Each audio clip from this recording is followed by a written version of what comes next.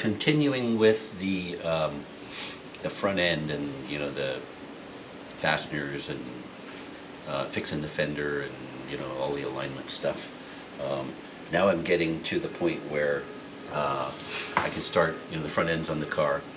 I can start doing the shimming and the aligning, the, you know, the fenders and that sort of thing, and get ready to put the hood on it. So I picked up the at PartsGeek. I picked up a set of fasteners that, you know, gives you a whole bunch of them. So what I've got here is I've got some new ones that came in the kit with, you know, like two different thicknesses, and then I've got a whole lot of old ones from, you know, cars that I've stripped, and there's two different thicknesses on this, and then there's some others that are all, well, there's two different thicknesses on this as well, but these are larger. They're probably made more so for, you know, like a much larger bolt.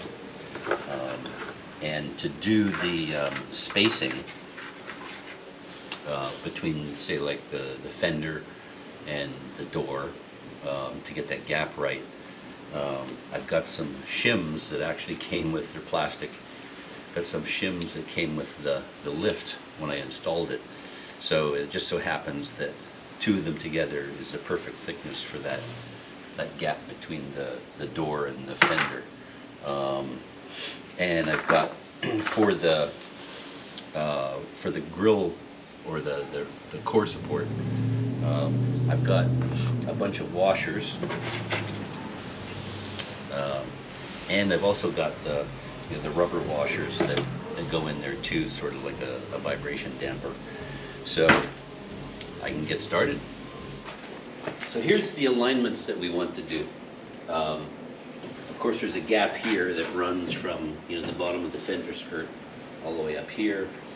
There's the bolt where the fender fastens to the cowl, which controls the, you know, the fender, where it sits in terms of being in line with the door. And then there's where the fender attaches to the firewall here. That needs shimming, and that controls the gap right here at the very top. And then there's also, let me take you over there, right here. You can see that right at the core support, there's, you know, a bolt assembly that goes down through there, and that's where these rubber washers fit in there, and that controls the general height of the front end. So what that's going to do is that's going to change the gap right here.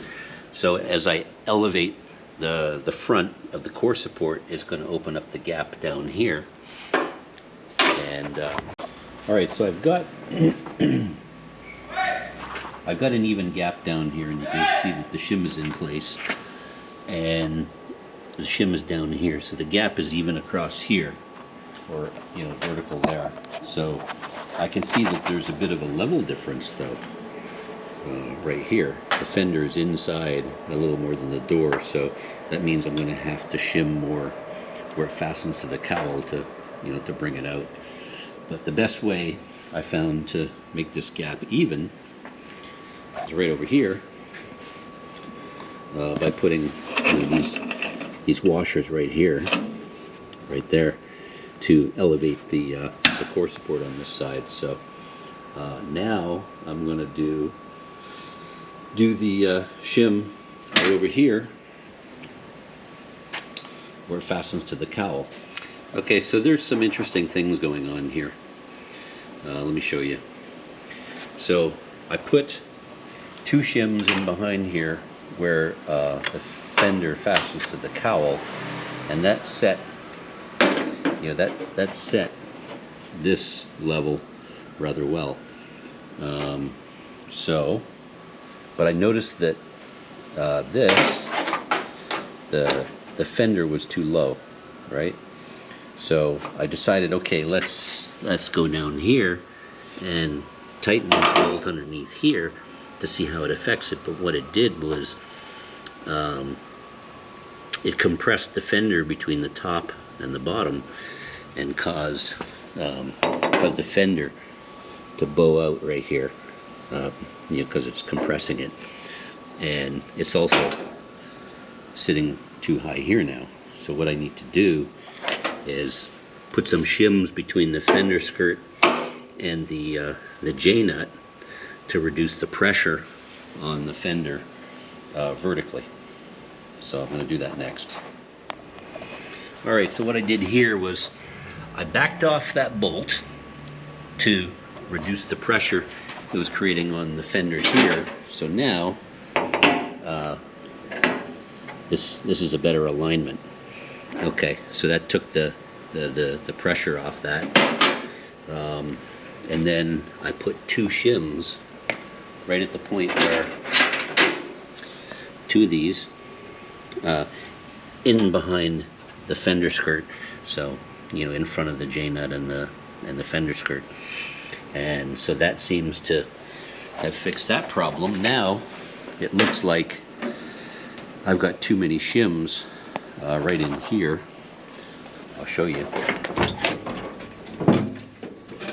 There's too much shimming right there. So what I got to do is just probably use a thick shim. There's two in there, so I'm probably going to use a thick shim and a thin shim. So I'll do that next. So I did a thick shim and a thin shim in there. That seemed to have taken care of the problem. I can show you.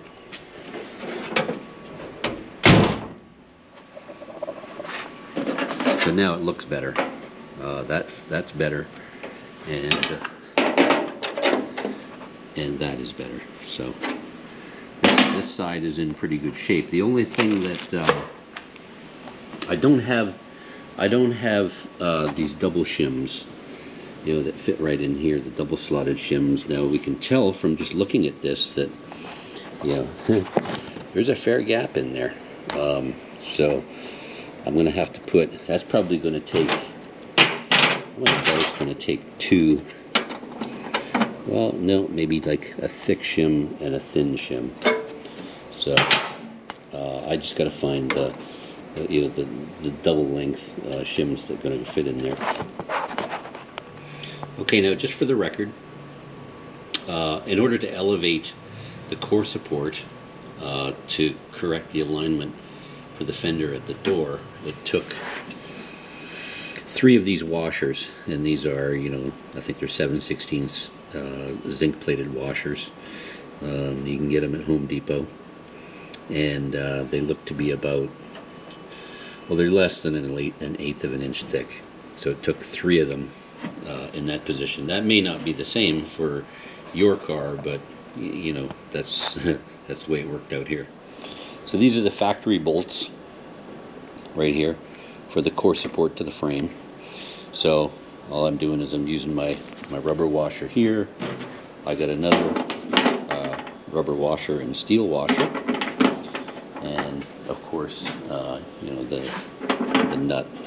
So I'll put this in place. I've already cleaned up these threads and put some anti-seize on them. So this is going to go in where the core support fastens to the frame. So now let's take a look down the length of the car. So if we take a look at the alignment this way. I know the GoPro kind of distorts the imagery a bit, but you can see that the alignment is pretty nice.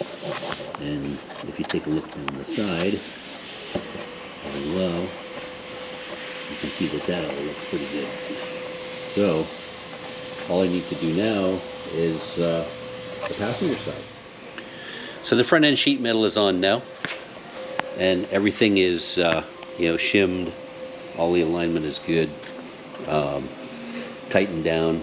Now what I'm going to do is, I've got the original hood latch mechanism here.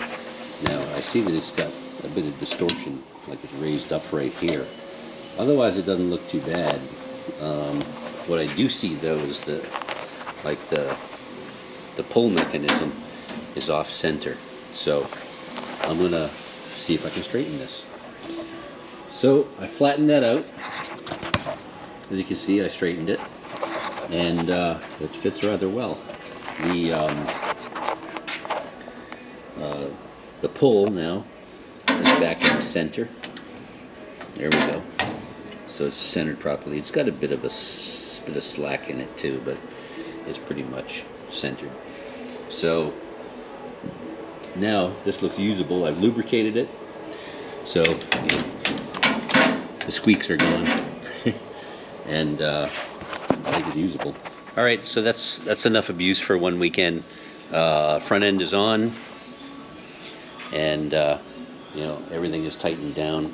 The next part of this this front end adventure is going to be putting the replacement bumper on, and I've got like several nice bumpers to choose from. So that's next weekend. Until then, see ya.